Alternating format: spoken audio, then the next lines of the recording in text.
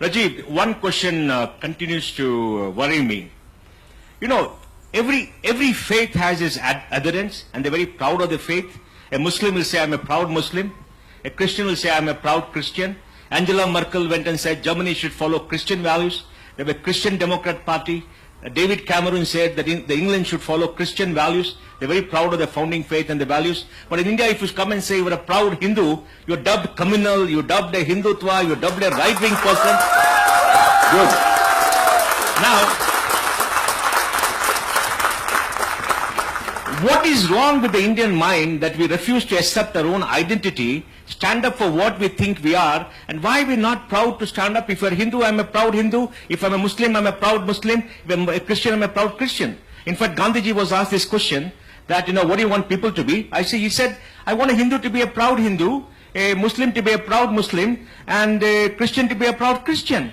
Because that's what you are. But in India, if you say about Hinduism, you're branded. Yes. And why is this branding happening? And what should we do about it? What is your view? Great. This is a great question because I'm victim number one of this sort of thing. Except that it doesn't bother me. I'm very thick-skinned and I just give it right back. So it doesn't bother me. But I've studied this whole syndrome.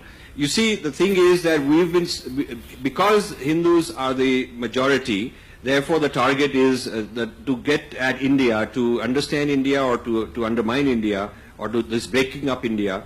It has been very important for the colonial powers to understand Hinduism in a way that would be fragmenting them, making them feel inferior, conflicts among them and so on. So the emphasis on the study of India and the study of Hinduism has never been, what are the mathematics contributions, what are the contributions to astronomy, what are the contributions to neuroscience, or the ideas of yoga. It has not been those kind of things, but what is wrong with it. So it's almost like we are the patient and they are the doctor who's going to fix us. So that's sort of the thing. Now, the reason the problem is worse than in the colonial times is that now it is Indians teaching us these things. And these Indians are like zamindars or sepoys that have been trained in a certain place and they're sent here to kind of be the gatekeepers of various forums. You can see this in media forums, you can see this in academic, intellectual forums and so on. And I must say I'm very delighted that Bangalore Literary Festival is the first festival to give voice to Hindus and not censor them.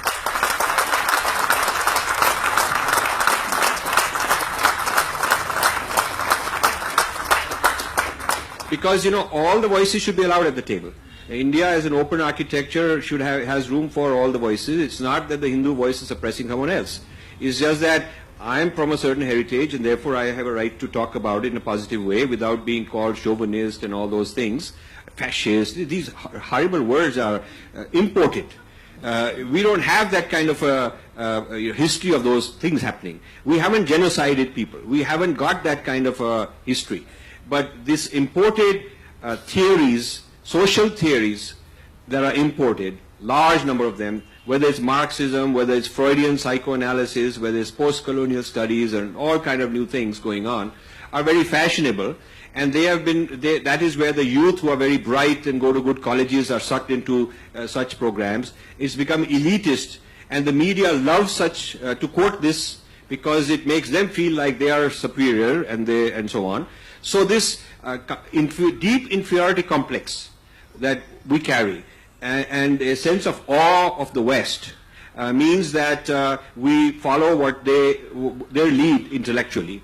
And this means that we are not in a position, the thinkers, the leaders in the social sciences have not been in a position to really honestly excavate who we are on our own terms, much less reversing the gaze and responding to other people. So this lack of identity and shame and a sense of almost like you have to start by apologizing is a very sad thing.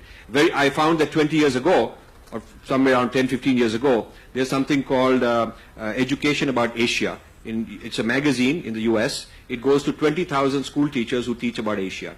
And I wanted to sponsor a special issue on India because they had never in their history featured India. They would feature China, Japan, Southeast Asia. It's about Asia, but they never featured us. They would feature the Middle Eastern countries. So we gave them a grant, my foundation, to have features on India. And I was asked to write the introduction to that special issue. And in that introduction I said, this is like 10, 15 years ago, I said that this caste, cows and curry stereotypes about India are obsolete. And this is a limited view. And the American child, when he grows up, he will be dealing with Indians who will be technological leaders. I said that 10, 15 years ago. And they did not believe that. So I said that rather than being caste cow's curry image that you are teaching, you are handicapping the American because he will not know how to treat an Indian properly and compete. It is in the interest of the American side that you must understand the strengths and appreciate other civilizations, just like Americans appreciate themselves. And so the purpose of this special issue is to educate Americans about the future power that India is and the past power that it used to be at one time, so that Americans know how to deal with mutual respect.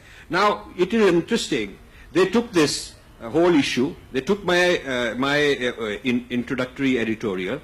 In the next issue were a whole lot of complaints, some by Indians also, that this is chauvinistic. Why are we allowing this? He should be talking about this problem, that problem, that problem. And then I had to respond. I was given a chance to respond, which is good. And so I could say that if you look at the issues on Japan, if you look at the issues on China, and you look at US, I mean, US grand narrative is called American exceptionalism, starting with, the founding fathers, Thomas Jefferson, the place where Edison and all these people, Wright brothers, it's all the accomplishments of the country. Every child learns these things. And it is not about what a horrible place we are, every country has horrible things. So you see, we have somehow become very full of negatives about ourselves. And we need to turn this around in the same way as a corporate enterprise needs a positive brand. It needs a USP. And it needs to show what is good about it, both for its own people and for the other the outsiders who it deals with. And you cannot be successful in a competitive world if you are confused about what's good about you, or apologetic, or just very full of inferiority complex. So the control of the Indian narrative in the hands of intellectuals that are mixed up on this is a very dangerous national crisis. And that control needs to be switched. We need to train new people who bring the academic rigor, intellectual rigor, who are responsible, who are balanced, who are fair, and who can present a good narrative of